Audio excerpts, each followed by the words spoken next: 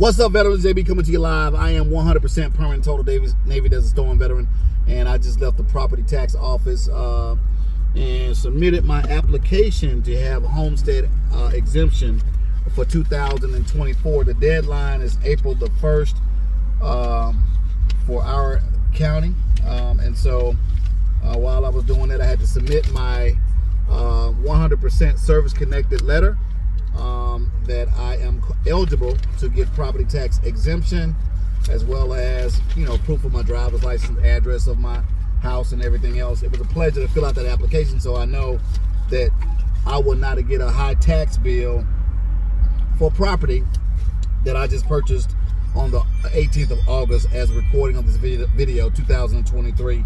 It's amazing how many benefits that are available to us once we unlock the 100% disabled veteran, especially permanent and total. Comes with a lot of stuff. But anyway, I just want to address some of the complaints some people, have with the VA. When it comes to service connection, they get the decision letters in the mail. And go ahead and let them in here. They get the decision letters in the mail, and they get on the phone with me on the consultation and say, "But Junius, it's in my records." And I want to address that issue about it's in my records. First of all, we need to make sure what type of records we're talking about. That would be your service treatment records, STRs. Service treatment records, ladies and gentlemen, are records that you went to sick call while you were serving active duty. That's service treatment records for a direct service connection. I want you to understand, just because it's in your records, I want you to look at it from the VA standpoint.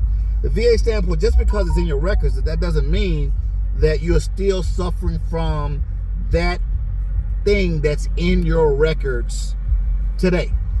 You're probably saying, that sounds stupid. Well, a lot of veterans that I speak with on the phone, they don't even have a current diagnosis. They allow someone to get in their ear and tell them to go file for something. It was in your records, and that's all that's requirement. If you educate yourself on Title 38 Part 4, you will not allow people to waste your valuable time. Your time is one of the most precious assets on earth. You don't get the last 30 seconds back, the last year back, the last month back, the last 5 years back. And the closer that you get to age 62 or age 67, which is the full retirement age, the lesser years that you have on this planet. So I don't want you to go into this claim process another day talking about it's in your records. That's just the first element of service connection, that you have to have proof of in-service complaint or injury. Number two, the most important thing, if you can look at your decision letter in the favorable findings, it will say you are currently diagnosed. We see that you're currently diagnosed. Why is that an issue? Because the VA's mindset is like this. Okay, you want us to pay you for an injury that you got in service, but you're not even complaining about it right now. We think that all you did was heard from a veteran about getting paid, and so you submitted a claim. So you negated to get a current diagnosis. You know you can get a current diagnosis from the VA. Send a secure message, set an appointment, or go in the emergency room, or go into an appointment, or private doctor. Some of you are employed by other people. Go get your diagnosis. But check this out. How many people do you know I talk to every single day say, "Look, Junius, it was in my records, and I have a current diagnosis, Junius"? Well, that's element number one. And number two, there's 4 elements. You got to meet all 4 elements. The third element, if you've been outside the military more than 12 months, and I talk about this to blue in the face, and for me to be blue in my face, it takes a lot of beating, because I am a very melanated person. So the third element is medical nexus, and all medical nexus letters are not made equal. So if you got one, I'm not saying that it's not going to work, and I'm not saying that it's fully vetted to not work. But you got to understand there's certain components about your medical nexus letter that has to be on that letterhead of that doctor There's specialty. There's certain elements that negates that there's something else that could have caused this. The medical rationale behind the linkage between the two, let's say migraines and tinnitus. It must be verbiage about the connection between migraines and tinnitus.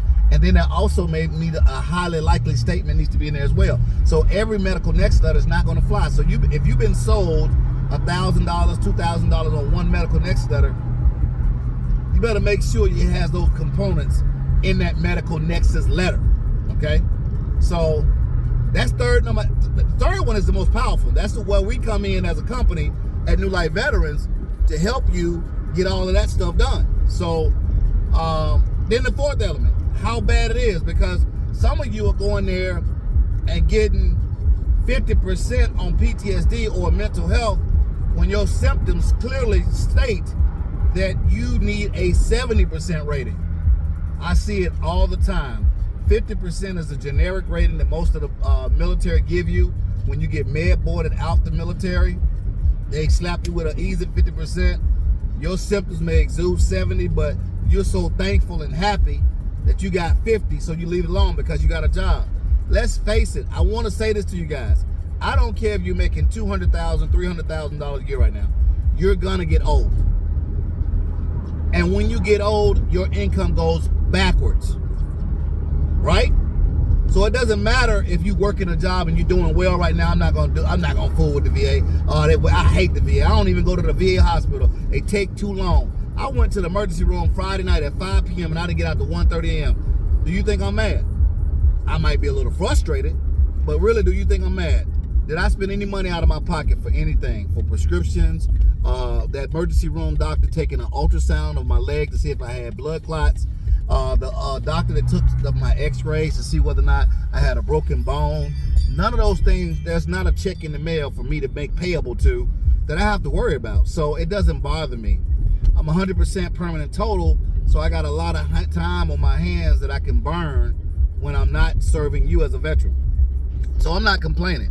I mean, other people are a little spoiled and complain about the least little thing, but it doesn't bother me. But anyway, I just want you guys to understand that you have to talk about how bad your injuries are in your statement in support of claim. That VA Form 21-4138. I'm going to say the form once again.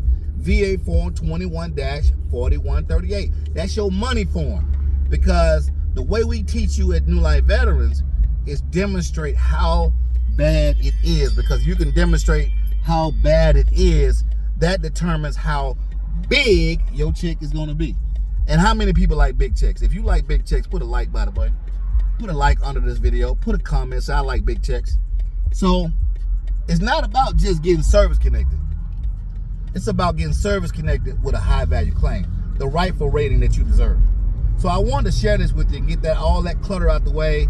Oh man, I keep getting denied. I've been denied 3 times since the 80s. I've been getting denied. You know why? Because you let somebody sell you bullshit. You're not following up yourself on Title 38 Part 4. You're letting people throw things against the wall to see if it sticks. This is your life. This is your social security number, not mine, or not the person who's lying to you. If they're not talking Title 38 Part 4, please hang up. I don't care if it's your mama. Hang up.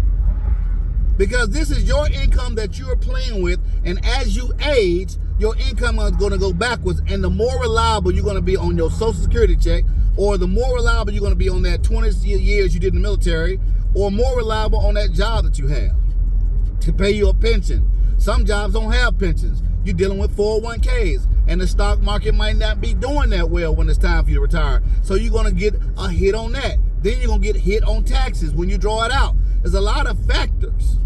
But one thing you can rest assured, your VA disability check 9 times out of 10 is going to be way more than your retirement check, way more than your Social Security check, and it's going to be tied to cost of living allowance, just like your retirement from Social Security.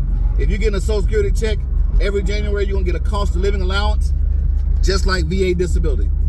Every January, and it's coming up January pretty soon. It's October the 9th today, 2023. In less than 90 days, there's going to be a pay increase on midnight. Whatever midnight falls in 2023, going in 24, you're going to wake up a richer person. And all you got to do is try to stay healthy, take your medications for your disabled veterans, disability, and live the rest of your life to the fullest. I don't know about you, but I want to thrive instead of survive in my old age. And a lot of people in my background or in my community that look like me are just surviving. There's a lot of people are just surviving off of 100% of their label right now. Says, if you can't survive on 100% of what you're doing right now, how are you going to survive off of 30% when you retire? Think about that for a second. If you're not thriving right now in your life and you need this disability, how are you going to survive off 30%? It will be ugly pretty soon. I am 49 years old. This is my last time saying I'm in my 40s. I'll be 50 November 29th. But I'm so glad that I understood Title 38 Part 4 and my injuries and got that 100% permanent total to get the rating that I truly deserve and to live my rest of my life thriving, helping other veterans do the same thing. This has been my message today. Don't be blindsided by misinformation.